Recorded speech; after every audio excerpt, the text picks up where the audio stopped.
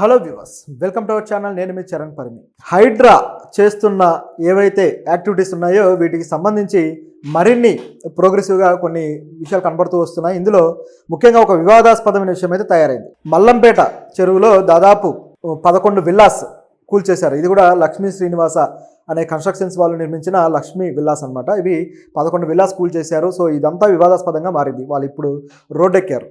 దీంతోపాటు రేవంత్ రెడ్డి గారు ఈరోజు జరిగిన ఒక సభలో మాట్లాడుతూ ప్రభుత్వం చేస్తున్న అనేక చర్యల గురించి మాట్లాడుతూ ఆయన కూడా ముఖ్యంగా ఈ ఏదైతే హైడ్రా యాక్టివిటీస్ ఉన్నాయో దీని మీద కూడా గట్టిగా వ్యాఖ్యానించడం జరిగింది. ఎవరిని వదిలేదు లేదని చెప్పాడు. సో ఆయన ఏం చెప్పాడు అనేది మనం మాట్లాడదాం. అదేవిధంగా మరొక అంశం, మొత్తం హైడ్రా చుట్టూ ఉన్న అంశాలు ఇవన్నీ. సో హైడ్రా ఏదైతే డిపార్ట్మెంట్ ఉందో ఈ డిపార్ట్మెంట్కి అదనంగా వేరే బాధ్యతలు కూడా అప్పచెప్తున్నారు.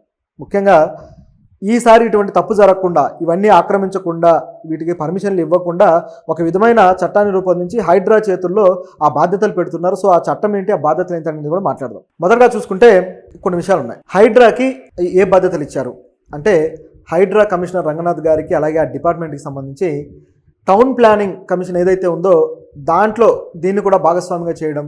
సో దానికి సంబంధించి ఏవైతే టౌన్ ప్లానింగ్లో ఎన్ఓసీలు జారీ చేసే అథారిటీ ఉంటుంది కదా, ఈ అథారిటీని హైడ్రాకి కూడా ఇస్తున్నారు.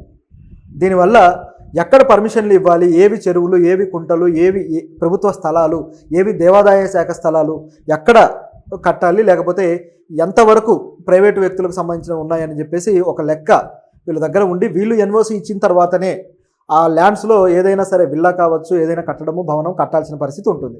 అటువంటి ఎన్ఓసి అధికారం వీళ్ళకు ఇచ్చారు. సో ఈరోజు కొత్తగా హైడ్రాకు వచ్చిన అధికారం ఇది. ఇంకా మరిన్ని రాబోతున్న ఎఫ్ఐఆర్లు నమోదు చేసే అధికారం ఇవన్నీ కూడా వస్తాయి. మేము హైడ్రా కార్యాలయాలు ఏర్పాటు చేస్తామని చెప్పేసి గతంలోనే ప్రభుత్వం అంది. మరి దానికి సంబంధించి ఏం చేస్తారో చూడాలి. అయితే ఇది మంచి విషయం, ఎందుకంటే ఇప్పటిదాకా హైడ్రా చేస్తున్న యాక్టివిటీస్లో ఒక ఆరోపణ మాత్రం అలా కొనసాగుతూ వచ్చింది. హైకోర్టు కూడా ఇదే ఆరోపణ చేసింది. ఏంటయ్యా అంటే, అక్రమంగా కట్టిన వాళ్ళని మీరు కూలుస్తున్నారు, కానీ వాళ్ళకి ఆ పర్మిషన్లు ఇచ్చిన అధికారులు మాత్రం మీరు వదిలేశారు. ఎందుకు ఆ అధికారులను వదిలేశారు? వాళ్ళకి శిక్షలు పడాలి కదా. వాళ్ళు అక్కడ కట్టే అర్హత లేనప్పుడు, అక్కడ ఏమాత్రం అవి కుంటలు చెరువులను గుర్తించినప్పుడు ఆ అధికారులు పర్మిషన్ ఇవ్వకూడదు కదా, ఎందుకు ఇచ్చారు? ఏ లంచాలు తిని ఇచ్చారు, ఏ అవినీతి చేసి ఇచ్చారు అని చెప్పేసి హైకోర్టు ప్రభుత్వాన్ని క్వశ్చన్ చేసింది కొద్ది రోజుల క్రితం. ఎప్పుడైతే ఇది వివాదంగా మారి కోర్టు దాకా వెళ్ళిందో కోర్టులో క్వశ్చన్ చేసింది. ఆ తర్వాత ఈ అధికారుల మీద ఏమైనా యాక్షన్ తీసుకుంటారేమో ప్రభుత్వం అని చూస్తే ఒక్క అధికారి మీద కూడా ఎఫ్ఐఆర్ నమోదు కాలేదు. గత ప్రభుత్వాల్లో ఏ అధికారులు పనిచేశారు, ఎక్కడెక్కడ పర్మిషన్లు ఇచ్చారు, అసలు వీటికి పర్మిషన్లు ఇచ్చిన ఆ డాక్యుమెంట్స్ ఎన్ఓసీలు ఏవైతే ఉన్నాయో అవన్నీ గవర్నమెంట్ హైడ్రా రిటర్న్ తెప్పించుకొని హైడ్రా ఆధ్వర్యంలోనే వాటి మీద దర్యాప్తు చేసి ఆ అధికారులు ఎవరైతే ఇష్యూ చేశారో వాళ్ళ సంతకాన్ని లేకపోతే వాళ్ళ సీల్ని బట్టి వాళ్ళని సస్పెండ్ చేయడానికి కావాల్సినంత అవకాశం ఉంది. కానీ అటువంటి పిలుపు మాత్రం ఇవ్వలేదు. నిన్న మాదాపూర్లో బిల్డింగ్ స్కూల్ పోయి ఎవరైతే ఆ కిరోసిన్ పోసుకొని తగలబెట్టుకోవాలనుకున్న వ్యక్తులు కూడా మాకు అధికారులు పర్మిషన్ ఇచ్చారు, 2 లక్షలు ఖర్చు పెట్టుకున్నామని చెప్పి లబోదిబో అన్నారు. చిన్న పాన్ డబ్బా పెట్టుకున్న యువకులు, ఒక ముస్లిం యువకుడు, అతను కూడా 2 లక్షలు ఖర్చు పెట్టుకున్నాను, 8 లక్షల సామాన్ నా డబ్బాలో పోయింది, దీనివల్ల మొత్తం వచ్చి డిమాలిష్ చేసి పడేశారని చెప్పేసి బాధపడుతున్నాను. అంటే వీళ్ళు చేస్తున్న చర్య సరైంది కాదు అని కాదు, కాకపోతే వీళ్ళకి పర్మిషన్ ఇచ్చిన వాళ్ళ మీద కూడా యాక్షన్ ఉండాలి కదా. ముందు వీళ్ళు నష్టపోతున్నారు, వీళ్ళకి తెలియక చేస్తున్నారు ఆ పని చాలామంది. పైగా రియల్ ఎస్టేట్ వ్యాపారులు వీళ్ళకి అమ్మడాలు, వీళ్ళు కొనడాలు ఇవి కూడా జరుగుతూ ఇందులో అనేక అవకతవకలు ఉన్నాయి. ఆ కంపెనీల మీద యాక్షన్ తీసుకోవాలి కదా. అసలు ఇక్కడ వెంచర్లు వేసింది ఎవరు? ఇది చెరువు కాదు, ఇది ప్రైవేట్ ల్యాండ్ అని చెప్పేసి ఆ చెరువులో వెంచర్ వేసిన వాళ్ళు ఎవరు? ఆ కంపెనీ, ఆ కన్స్ట్రక్షన్ కంపెనీ లేకపోతే ఆ రియల్ ఎస్టేట్ కంపెనీ మీద మీరు చర్యలు తీసుకుంటే అది న్యాయం అవుతుంది. వాళ్ళ చేత కాంపెన్సేషన్ ఈ బిల్డింగ్ కట్టిన వాళ్ళకి ఇప్పించాలి. ఇది మొత్తం జరగాలి అంటే కోర్టు ఏదైనా కమిటీ వేసి దాంట్లో ఇన్వాల్వ్ అయి చేస్తే తప్ప ఇది జరగదు. గుడ్డెద్దు చేలోబడ్డట్టు ఇక కొట్టుకుంటూ వెళ్ళిపోతే అది ప్రజలకు నష్టం చేకూరుస్తుంది. ఎందుకంటే చాలామంది ఎంతో కష్టపడి జీవితాంతం కష్టపడి ఒక 20 ఏళ్ళు 30 ఏళ్ళు పనిచేసిన డబ్బును తెచ్చేసి ఇక్కడ బిల్డింగ్ కొనుక్కొని కట్టుకుంటారు. కొన్నిసార్లు తక్కువ రేటుకు వస్తున్నాయని కట్టుకుంటారు, ఎందుకంటే అవి ఆక్రమించినాయి కాబట్టి తక్కువ రేటుకు వస్తాయి, ఆ అవగాహన కూడా లేక. సో ఇక్కడ రకరకాల తప్పులు ఉన్నాయి.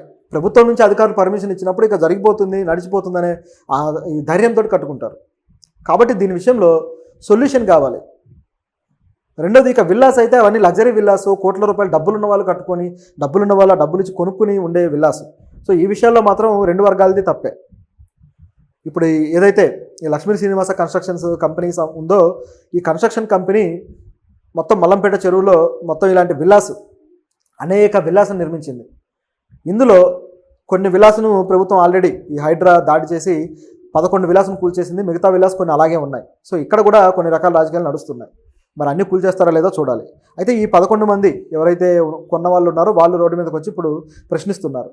ఈ విషయంలో ఈ కంపెనీ అధినేత్రి ఎవరైతే ఉన్నారో ఆవిడని అడిగితే ఆవిడ ఏమంటున్నారంటే, విజయలక్ష్మి గారు, అవును వాళ్ళు రోడ్డు మీదకి వచ్చారు నిజమే, సో ఈ బాధ్యత ప్రభుత్వం తీసుకోవాలి.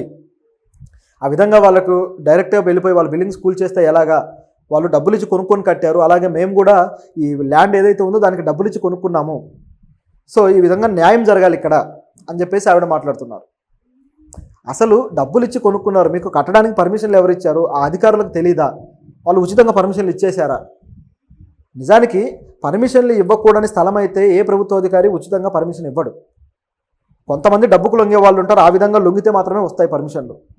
నిజాయితీగా ఉన్న అధికారులు పర్మిషన్లు ఇవ్వరు. నిజాయితీగా లేరు అంటే డబ్బు తీసుకుంటారు. సో మీరు డబ్బు ఇచ్చి పర్మిషన్ తెచ్చుకున్నారా చెప్పండి? ఉచితంగా అయితే పర్మిషన్లు లేని దానికి సంతకాలు పెట్టరు, ఎన్ఓసీలు ఇవ్వరు. కాబట్టి ఈ విషయంలో వివరణ అయితే కావాలి. కానీ ఆవిడ చెప్పే వాదన చూస్తుంటే కొంచెం డిఫరెంట్గా ఉంది.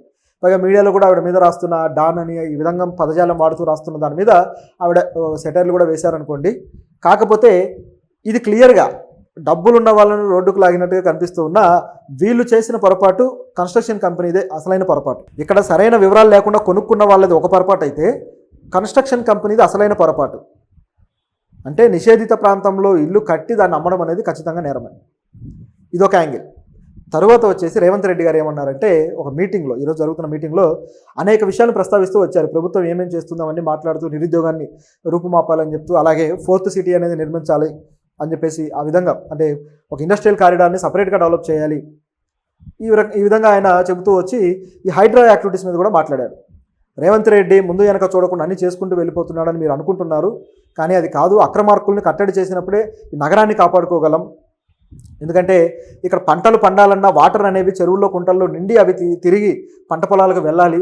సో సరైన ఇది జరగాలి అంటే ఖచ్చితంగా ఇలాంటి చర్యలు చేయాల్సిందే, ఎవరిని ఉపేక్షించేది లేదు. మేము వదిలేస్తాం అనుకుంటున్నారు, కానీ వదిలేయము అని చెప్పేసి రేవంత్ రెడ్డి గారు కూడా ఈ విషయంలో చాలా గట్టిగా మాట్లాడుతున్నారు. సో ఆయన మాటలు కూడా గట్టిగానే ఉన్నాయి. కాబట్టి ప్రభుత్వం వెనక్కి తగ్గదనేది ఇక్కడ క్లియర్. కాకపోతే కొన్ని అనుమానాలు అయితే ఉన్నాయి. కొద్ది రోజులు ఈ అనుమానాలు మనం మాట్లాడుతూనే వస్తున్నాం. కొంతమందికి నోటీసులు ఇచ్చి కూలుస్తారా లేదో అని అడుగుతున్నారు, కొంతమందికి నోటీసులు ఇవ్వకుండా నేరుగా వెళ్ళి కూల్చేస్తున్నారు. ఈ తేడా ఎందుకుంది? సో ఈ తేడా వల్ల జరుగుతున్న నష్టం ఏంటంటే, కొంతమంది వాళ్ళ ఆస్తులు ఏవైతే దాని లోపల మెటీరియల్ ఉంటుందో ఇంటీరియర్కి సంబంధించి అవన్నీ కూడా డ్యామేజ్ అయ్యి, లేకపోతే అవన్నీ కూడా దెబ్బతింటున్నాయి. ముఖ్యంగా వ్యాపారాలు చేసుకుంటున్న వాళ్ళు చేసింది తప్పే కావచ్చు, కానీ కోర్టు ద్వారా న్యాయం చేయాలి. కానీ కోర్టు ఎలాగో ఇప్పుడు దీంట్లోకి ఇన్వాల్వ్ అవ్వని పరిస్థితి ఏర్పడింది. కానీ ఒక నోటీస్ అయితే ఇవ్వాలి కదా, కానీ అది కూడా జరగడం లేదు. రేవంత్ రెడ్డి గారు బ్రదర్ ఇంటికైతే నోటీస్ ఇచ్చారు, మురళీమోహన్ గారికి అయితే నోటీసులు ఇచ్చారు, కానీ మాదాపూర్లో కూల్చిన దానికి మాత్రం నోటీస్ లేదు. సో ఇది పరిస్థితి. ఇట్లాంటివి అనేక చోట్ల ఉన్నాయి. కాకపోతే కొన్నిసార్లు ఏమైపోతుందంటే, పేదల ఇళ్ళని మాత్రం మేము కూల్చము, లేకపోతే నివాసాలు ఉన్న ఇళ్లను కూల్చమని చెప్పేసి రంగనాథ్ గారు బ్యాక్ స్టెప్ వేసుకొని మాట్లాడిన సందర్భాలు కూడా ఉన్నాయి. సో వీళ్ళిద్దరి మాటలకి పొంతన లేకుండా ఉంది. సీఎం గారేమో ఒకలాగా మాట్లాడుతున్నారు, రంగనాథ్ గారేమో ఒకలాగా మాట్లాడుతున్నారు. బఫర్ జోన్లో ఉన్నాయి, ఫుల్ ట్యాంక్ పరిధిలో ఉన్న ప్రతిదీ కూల్చడం అనేది ఇక్కడ న్యాయం. అలా కాకుండా కొంతమందివే కూలుస్తాము, కొంతమంది నివాసాలను వదిలేస్తాము అంటే ఇది సరైనది కాదు. ఇందులో ఏదో మతలబు ఉందని అర్థం. బిల్డింగ్ కడుతున్నవాడు ఇది కూలుస్తాము, ఆల్రెడీ కట్టేసి ఉంటే కూల్చమంట. కట్టేసి ఉంటే అది బిల్డింగ్ కాకుండా పోద్దా? గుడి అయిద్దా? కాదు కదా, బిల్డింగే కదా. ఆ భవనాన్ని కూల్స్తేనే అది న్యాయం అవుతుంది, ఎందుకంటే అది అక్రమంగా ఉన్నది కదా. ఆ ఇంట్లో చెరువుల వాటర్ అన్నీ వచ్చి ఆ ఇంట్లో ఫ్లోర్లు నింపేయరుగా. ఆ చెరువుని ఆక్రమించుకొని కట్టేసుకొని హాయిగా ఉంటే పర్వాలేదా?